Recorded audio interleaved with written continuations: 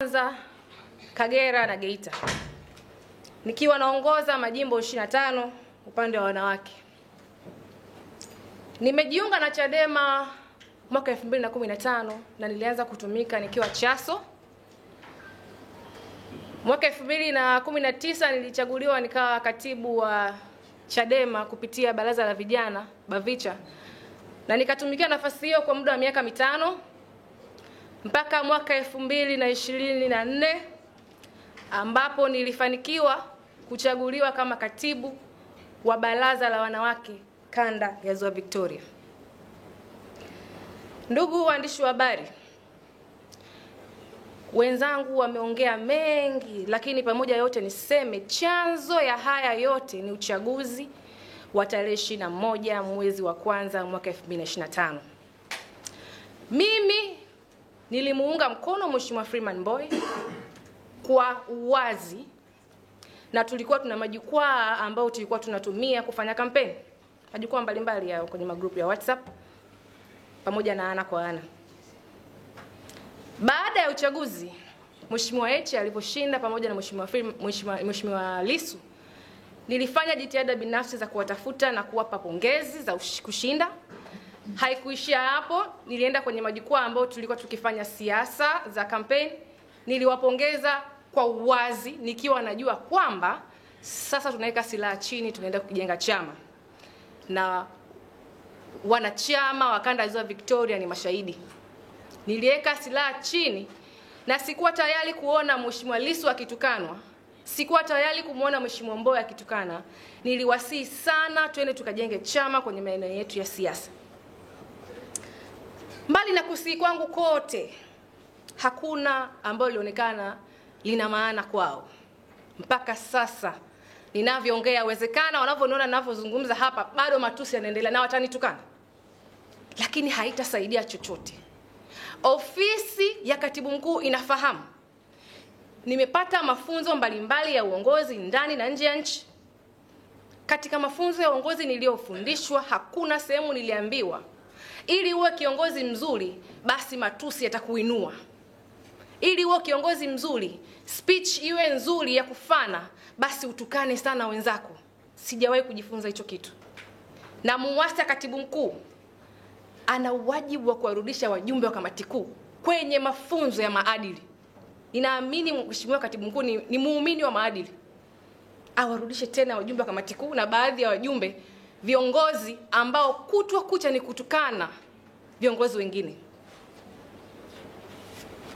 Ndugu waandishi wa habari, siku nagombea nafasi yangu ya ukatibu wa BAWACHA kanda ya Ziwa Victoria, kwa bahati mbaya au nzuri sikuwa nchini.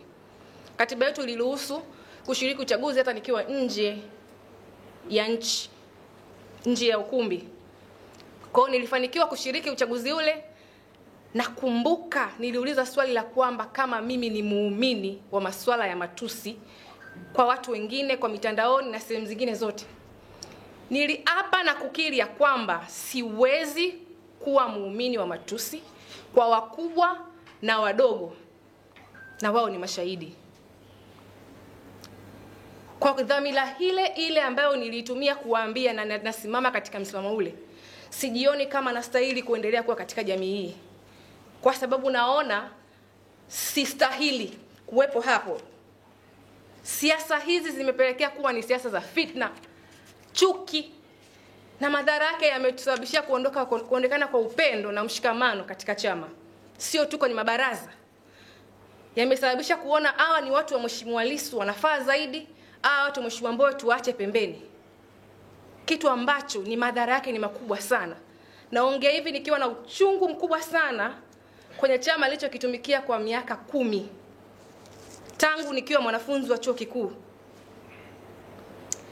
Swala la no reform no election,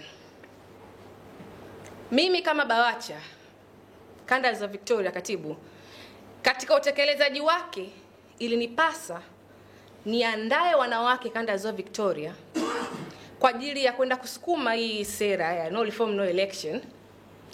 Sasa utekelezaji wake, tukisikia matamshi mbalimbali kwamba tutazuia uchaguzi tutaandamana siku ya uchaguzi. Wengine wanasema tutalala siku ya uchaguzi. Wengine kauli mbalimbali.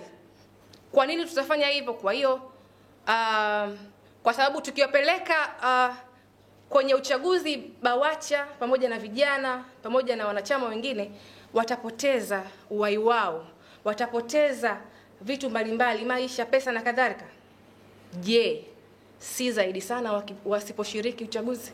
Je, si zaidi sana wakienda kuzuia uchaguzi? Madhara yake hayatakuwa makali sana watakapoenda kuzuia uchaguzi? Nimejitafakari sana, nimeuliza sana, na kuna watu ambao nimejaribu kuwafikia ndani ya kanda yangu, na wauliza twendeni sawa, tufike hapa tujadiliane, tunavukaje hapa. Wao wenyewe wanasubiria, tusubiri kidogo, tusubiri labda hili swala litakaa vizuri, tuone mbele itakuwaje. Hawaelewi.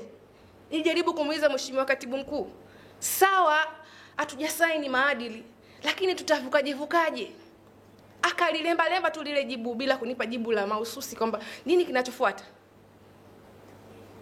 Kwa mimi siko tayari kuingiza wanawake barabarani waende wakaandamane siku ya uchaguzi, waende wakazuia uchaguzi. Labda watapata madhara makubwa zaidi kuliko wakiingia kwenye uchaguzi. Kwa sababu siamini katika hilo, nilijitafakari, nikaona ni bora ni step down ili nisiwakwamishe mchakato wao. Ninawapa baraka zote waendelee. Naamini kwamba Chadema ni wasema ukweli. Ninaamini ya kwamba Chadema wakisimama na msimamo wao ndio msimamo huo, hawana kauli mbili. Kwa maana hiyo ninaamini kwamba wanaenda kuzuia uchaguzi. Na mimi nasema kwa mara ya kwanza niko tayari kujifunza, niko tayari kuona namna ambavyo watatumia kuzuia uchaguzi huu wa mwaka 2025 nikiwa niko nje ya Chadema, ili na mimi nione labda katika mazingira yajayo tunaweza sisi tukazuia uchaguzi mwingine. Kwa mara ya kwanza inawezekana Chadema ikatengeneza historia mpya. Kwa mimi naona ili nisiwakwamishe, siwezi kushiriki huu mchakato, ni bora nikae pembeni, niwape nafasi ya wao washiriki vizuri. Kwa kusema hivyo, nipende kutoa shukrani kwa BAWACHA kanda ya Ziwa Victoria, viongozi wa mikoa yote. Niwashukuru kwa ushirikiano wao ambao wamekuwa wakinionyesha. Niwashukuru wanachama wa kanda ya Ziwa Victoria kwa kuwa na imani na mimi kwa kipindi chote hicho. Mimi bado ni yule Esther Fulano, mwenye kuweza kunifikia anifikie, lakini kuhusiana na masuala ya Chadema siwezi kushiriki chochote. Kwa kusema hivyo, niseme ya kwamba mimi Esther Fulano niliyekuwa katibu wa BAWACHA kanda ya Ziwa Victoria, ninajivua nafasi zangu zote pamoja na ujumbe wa mkutano mkuu wa BAWACHA wa chama taifa kupitia BAWACHA. Ninajivua nafasi zangu zote, najivua na wanachama wa Chadema kuanzia leo. Asanteni sana. Asanteni sana kanda ya Ziwa Victoria, asanteni sana wanachama wa Chadema, asanteni sana waandishi wa habari. Barikiwe.